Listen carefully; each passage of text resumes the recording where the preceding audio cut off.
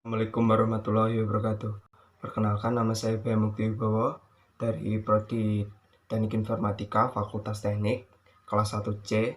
NIM saya 205-33324. Perkenalkan, nama saya Muhammad Reza dari Teknik Informatika Fakultas Teknik kelas 1C. NIM saya 20533328. Perkenalkan, nama saya Arif Alvin Rohman, Teknik Informatika 1C, NIM 205-33313. Pada kesempatan kali ini saya akan menjelaskan tentang tabel sematik. Apa sih tabel sematik itu? Tabel sematik serupa berbentuk proposisi yang dibangun berdasarkan aturan-aturan tertentu yang biasanya berbentuk pohon terbalik dengan cabang-cabang dan gambar-gambar titul relevan. Tabel semantik pada suatu himpunan ekspresi. Logika penerapan tabel semantik pada himpunan logika adalah untuk menentukan apakah suatu himpunan logika konsisten atau tidak konsisten secara bersama-sama. Jika ada cabang tabel yang tidak tertutup, maka himpunan logika dikatakan konsisten secara bersama-sama. Sebaliknya, jika seluruh cabang tabel tertutup, maka himpunan logika dikatakan tidak konsisten secara bersama-sama. Penerapan tabel semantik pada argumen. Penerapan tabel semantik pada argumen dilakukan dengan cara menegasi kesimpulan. Jika seluruh cabang tabel tertutup, maka disimpulkan bahwa argumen valid. Jika ada cabang tabel yang tidak tertutup, maka disimpulkan bahwa argumen tidak valid. Aturan tabel semantik 1. A konjungsi B menjadi A, B. 2. A disjungsi B menjadi A, B. 3. A implikasi B menjadi negasi A, B.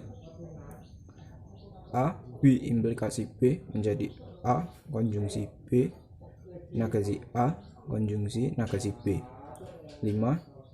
Negasi A menjadi A. 6. Negasi A konjungsi B menjadi negasi A negasi B. 7. Negasi A disjungsi negasi B menjadi negasi A negasi B. 8. Negasi A implikasi B menjadi A negasi B. 9.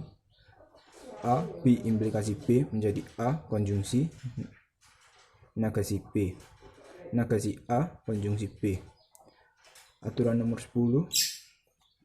Jika logika A dan negasinya berada pada satu derajat cabang tabel, berarti terdapat ketidakkonsistenan pada cabang tersebut dan cabang dinyatakan tertutup.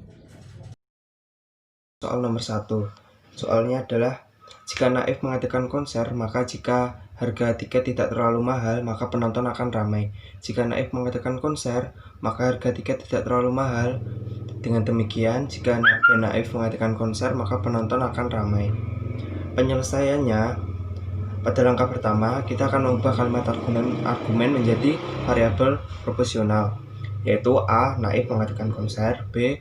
Harga tiket terlalu mahal, C. Penonton ramai. Lalu pada langkah selanjutnya, ini merupakan ekspresi logika. Pada premis pertama, A maka negasi B maka C. Lalu premis kedua, A maka negasi B. Pada kesimpulan, A maka C. Kali ini kita akan menggunakan strategi pembalikan. Maka pada kesimpulan itu akan dinegasikan. Yang awalnya A maka C menjadi A negasi A maka C. Pada langkah selanjutnya dituliskan A maka negasi B maka C. Nah, ini P1 tetap ya. Lalu selanjutnya antara P1 dan P2 dihubungkan dengan konjungsi. Begitu pula dengan antara P2 dan kesimpulan. pada langkah selanjutnya kita akan mencari tahu dahulu aturan tablo mana yang tidak membentuk cabang.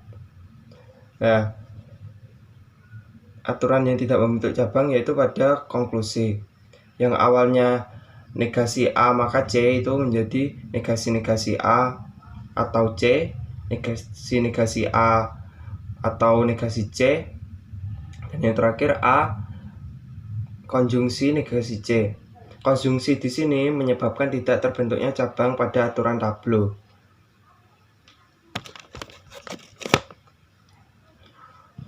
Lalu kita periksa kembali apakah ada baris yang memungkinkan untuk tidak membentuk cabang. Namun sepertinya tidak, karena menggunakan implikasi. Lalu selanjutnya kita tetapkan pada baris kedua, maka negasi C menjadi negasi A atau negasi B. Maka kita tuliskan negasi A atau negasi B, lalu yang negasi A ditutup. Mengapa begitu?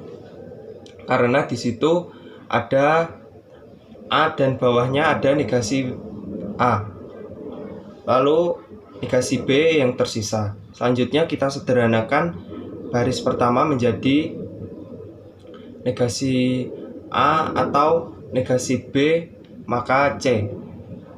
Karena menggunakan disjungsi maka akan membentuk cabang menjadi negasi A dan negasi B maka C, dan tetap dituliskan dalam dua cabang. Kemudian negasi A ditutup karena literal A berada di atasnya. Lalu selanjutnya negasi B maka C disederhanakan menjadi negasi-negasi B maka C menjadi B atau C. Nah, di sini ada B kan, dan ada C. B di sini menjadi literal dari negasi B yang di atas, maka ditutup, dan C juga menjadi negasi C yang ada di atasnya.